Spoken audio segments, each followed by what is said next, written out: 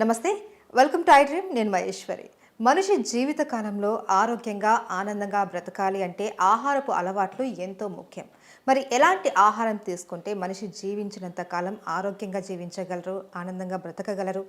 దీనికి సంబంధించి చక్కటి ఉదాహరణతో ఈరోజు మీ ముందుకు వచ్చింది ఐ డ్రీమ్.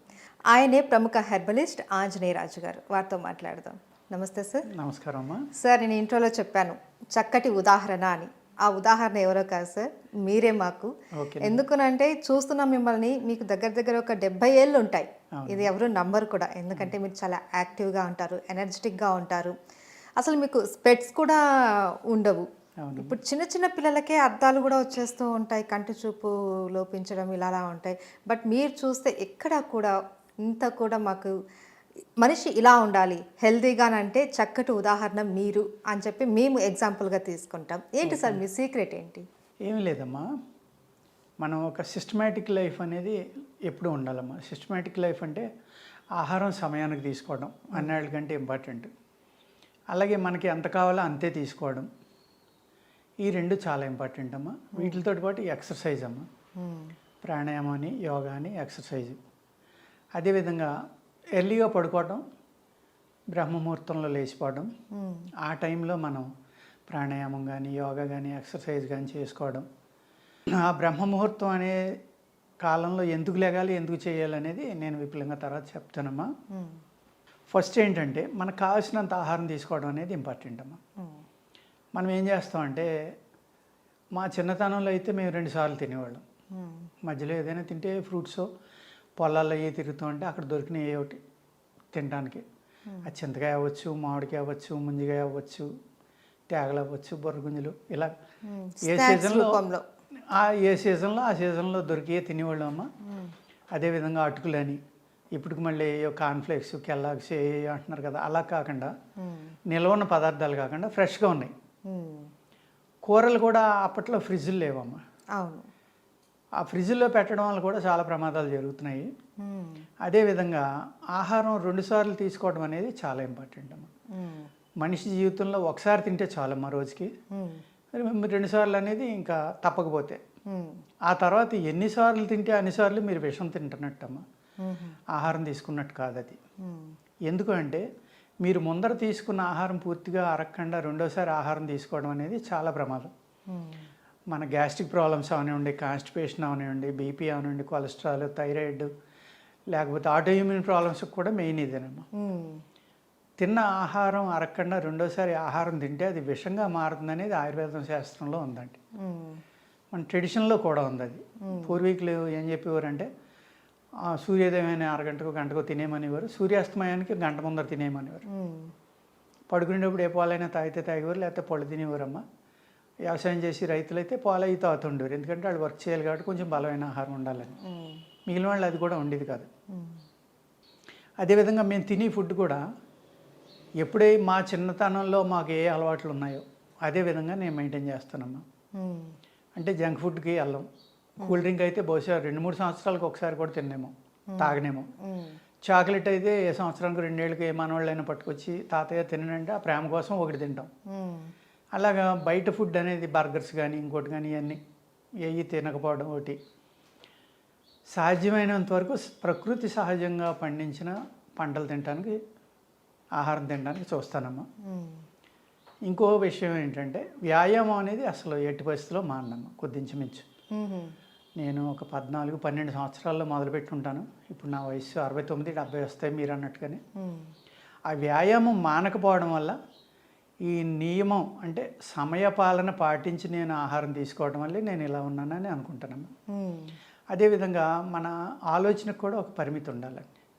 పరిమితి అంటే ఏంటంటే హెల్తీగా ఆలోచించాలి. సపోజ్ ఏదైనా ఒక బిజినెస్ చేస్తున్నాం, ఆ బిజినెస్కి పెట్టుబడి కావాలి, ఆ బిజినెస్ ₹1,00,00,000ది. నేను ఎంత పెట్టగలనా, బిజినెస్ చేయగలనా లేదా అని అనుకోవాలి తప్ప, మీ దగ్గర 10,000 ఉండి ₹1,00,00,000 బిజినెస్ చేసేద్దాం అనుకుంటే ఇంకా విపరీతమైన టెన్షన్ తోటి ఉంటారమ్మా. మీరు ఎప్పుడు కూడా సుఖంగా నిద్రపోలేరు, హ్యాపీగా తినలేరు. ఈ టెన్షన్ పెంచుకోవడం వల్ల కూడా ఆరోగ్యం అనేది మ్యాక్సిమం పాడైపోతుంది. అవును. ఇప్పుడు ఏదైనా ఒక నష్టం జరిగింది, మనకు అదృష్టం లేదు, భగవంతుడు ఇవ్వలేదు అనుకున్నారనుకోండి, అది మన ముందు తరాల యొక్క ఆలోచన. ఇప్పుడు ఏంటంటే టెన్షను, మీరేమనుకోవద్దు. ఉమ్, ఆడవాళ్ళు కూడా మగవాడు ఇంటికి వచ్చేసరికి ఇవాళ ఏం వ్యాపారం చేశాడు, ఉమ్. ఎంత పోగొట్టాడు, ఎంత ఎంత సంపాదించాడు, సంపాదించారు? అది కామన్ అయిపోయిందమ్మా. అడగటం అనేది, అందులో ఇన్వాల్వ్ అవటం అనేది ఉమ్, పూర్వకాలం అది లేదమ్మా. ఈ స్త్రీకి చెప్పడం కోసం కొన్ని అబద్ధాలు మగవాడు ఆడవలసి వస్తుంది. అక్కడ కూడా ఆరోగ్యం చెడిపోతుందమ్మా ఆ టెన్షన్ వల్ల. ఉమ్, కానీ పూర్వీకులు అలా ఉండేవారు కాదు. ఇంట్లో భార్య ఉందనుకోండి, భర్త వచ్చేసరికి, పిల్లలు వచ్చేసరికి వాళ్ళకి వేడివేడిగా ఏం వండి పెడదాం, ఈ సంసారాన్ని నిలబెట్టాలన్నా, ఈ సంసారం అంతా నడవాలన్నా ఆ భర్తే ఆధారం కాబట్టి ఆయనకు అన్ని సౌకర్యాలు కలిగించడం, ఆయన ఇంటికి వచ్చేసరికి ఆనందంగా మాట్లాడడం, ఇది ఒక హెల్దీ రిలేషన్షిప్లో టైప్లో ఉండేదమ్మా. ఉమ్, ఫైనాన్షియల్ ఇన్వాల్వ్మెంట్ ఉండేది కాదు. ఉమ్, దానివల్ల చాలా హ్యాపీగా ఫ్రీగా ఉండేవారు. ఆడవాళ్ళ ఆరోగ్యం కూడా చాలా బాగుండేదమ్మా, ఉమ్, స్త్రీ ఆరోగ్యం. ఇప్పుడు మగాడు కంటే ఎక్కువ వీళ్ళు ఇన్వాల్వ్ అయ్యి ఆలోచించడం వల్ల వీళ్ళు ఆరోగ్యం పాడు చేసుకుంటున్నారు చేతులారా. ఉమ్, వీళ్ళు ఇన్వాల్వ్ అవ్వటం వల్ల అక్కడ జరిగే ప్రాఫిట్ రాదు, ఆ నష్టం అవ్వకపోదు ఉమ్, కదమ్మా. ఒకవేళ ఇద్దరూ కలిసి బిజినెస్ చేస్తే అది డిఫరెంట్. అలాగే వాళ్ళిద్దరూ కలిసి జాబ్ చేస్తున్నారు, ఉమ్, ఓకే. దానికి ఎంతవరకునమ్మా సంపాదన అనేది? భర్తకు ఒక 2 లక్షలు వస్తుంది నెలకి. ఆ 2 లక్షల్లోనే దీన్ని ఎంతో కొంత దాచుకుని మన పిల్లలకనో లేకపోతే ఇంకోటనో మనం అది పరిమితి విధించుకుంటే మనం ఎప్పుడూ ఆనందంగా ఆరోగ్యంగా ఉంటాము. అవును. ఎప్పుడైతే పరిమితి లేదో దానికి, మన పక్కోడు లేకపోతే నా పక్కోడు ₹1,00,00,000 ఇల్లు పెట్టి ఇల్లు కొన్నాడు, నేను 1,00,00,000 పెట్టి కొనేయాలి.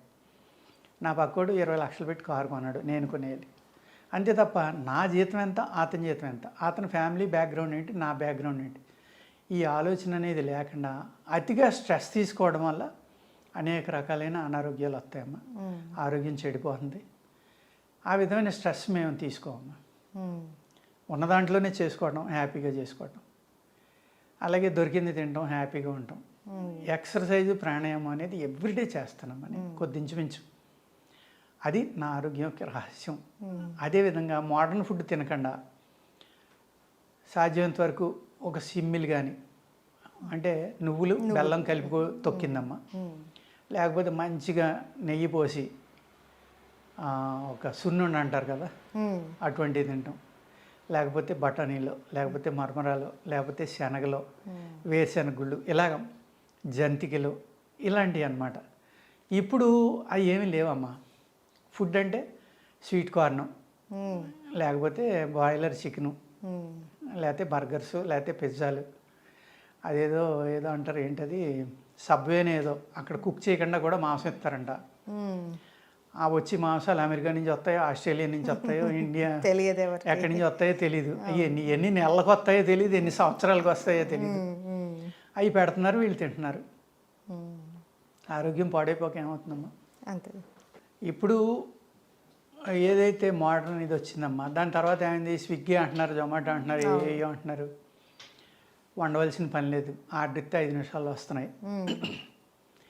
ఎప్పుడైతే ఈ బ్రాయిలర్ చికెన్ లాంటిది, స్వీట్ కార్న్ లాంటిదో, లేకపోతే ఈ గ్రోత్ ప్రమోటర్స్ ఎప్పుడైతే వచ్చినాయోనమ్మా, ప్రొడక్షన్ అనేది పెంచడానికి, అదే గ్రోత్ ప్రమోటర్ మన బాడీలో కూడా గ్రోత్ ఫాస్ట్గా అయిపోయేలా చేస్తుందమ్మా. దానివల్ల భయంకరమైన సైడ్ ఎఫెక్ట్లు హ్యూమన్ బాడీలో జరుగుతున్నాయి. ఆలోచించట్లేదు ఎవరు దాని గురించి. టైంకి దొరికింది తినేయడం. అదేవిధంగా భార్యాభర్త కష్టపడుతున్నారు, ఉద్యోగం చేస్తున్నారు, ఇంటికి వస్తారు. ఇంటికి వచ్చేసరికి ఇద్దరు అలసిపోయి ఉంటారమ్మా, మానసికంగా, శారీరకంగా. వాళ్ళు సంసారం ఏం చేస్తారమ్మా?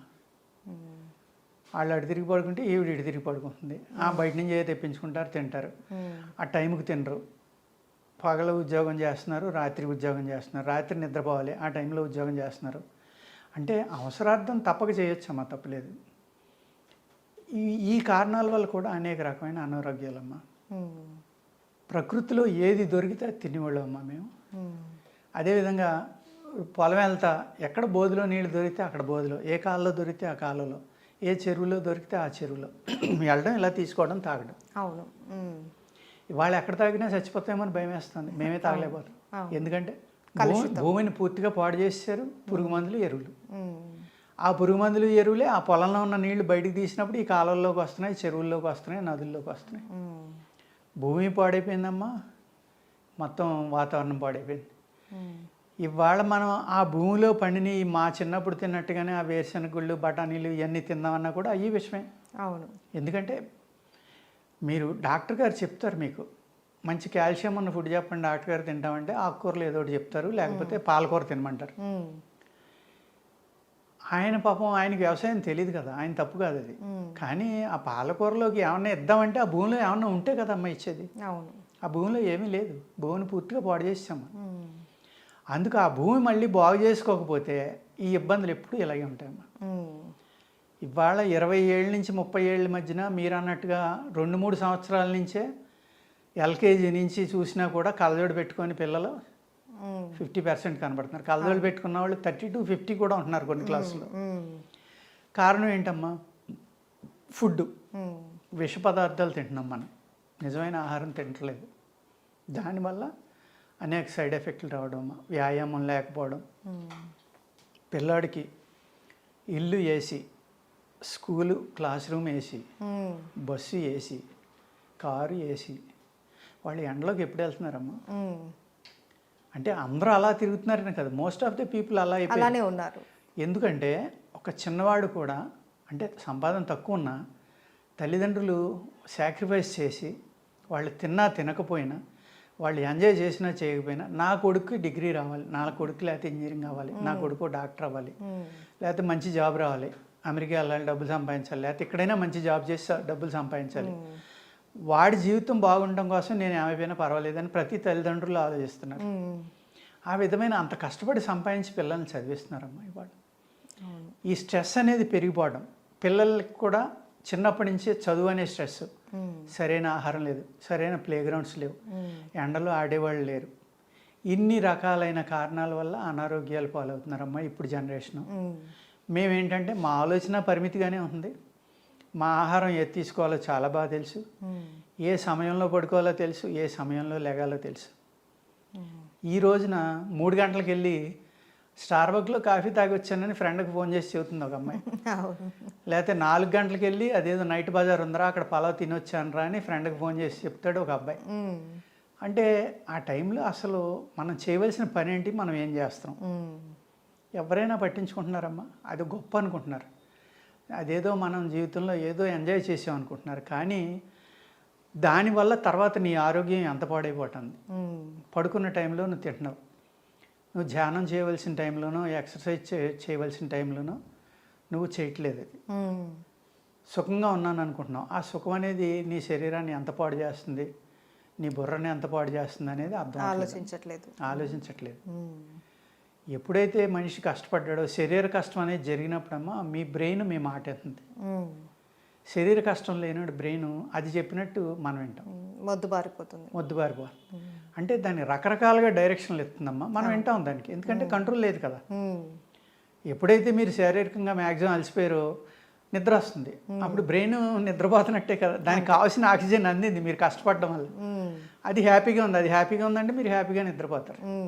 ఆ బ్రెయిన్కి ఎప్పుడైతే ఆక్సిజన్ సరిపడి అందలేదో అప్పుడు అదే అంటారు కదా, లోన్లీగా కూర్చుంటే నీ బుర్ర నీకు దెయ్యంలాగా నిన్ను ఏడిపిస్తుందని ఇంగ్లీష్లో చెప్తూ ఉంటారు శాస్త్రాలు. ఆ విధంగా ఏడిపిస్తుందమ్మా. అందుకేంటంటే కష్టం అనేది ఏ వయసు వచ్చినా కష్టపడేవాడే ఆరోగ్యంగా ఉంటాడమ్మా. ఆ కష్టం అనే దానికి దూరంగా పారిపోదామని మేము ఎప్పుడూ అనుకోలేదు. అందుకనే నేను ఇలా ఆరోగ్యంగా ఉన్నానమ్మా.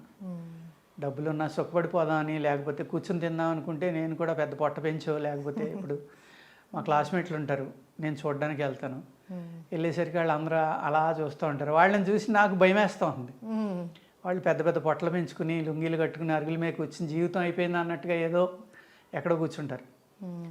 ఏదో ఆలోచిస్తా, ఇప్పుడు నేనేంటి ఇంకా ఏదైనా చేయాలి, ఇంకా ఒక పని ఉంటే నాకు సరిపోదమ్మా, 4 పనులు చేయాలి ఒకేసారి, అంత యాక్టివ్గా నేను ఉన్నాను. కారణం ఏంటంటే మన బ్రెయిన్ని మనం ట్రైన్ చేయటం ఫస్ట్ థింగ్, మన శరీరాన్ని ఎప్పుడు కష్టపెట్టడం. ఆ రెండు జరిగినప్పుడే ఈ బీపీలు కానీ షుగర్లు కానీ ఇంకోటి రాకపోవడం, ఆహార నియమాలు తప్పనిసరిగా ఈ జంక్ ఫుడ్ బానేసి మనం పూర్వకాలం ఏం తిన్నామో అవి తింటాం. నిద్ర అనేది చాలా ఇంపార్టెంట్. తొందరగా నిద్రపోవడం, తొందరగా లేగడం, ఈ కార్యక్రమాలన్నీ చేయడం వల్ల నాకు కలదడం అవసరం లేదమ్మా. మీరు అన్నట్టుగా నాకు ఇంతవరకు ఏ ప్రాబ్లం లేదు, ప్రస్తుతానికి చాలా హ్యాపీగా ఉన్నాను.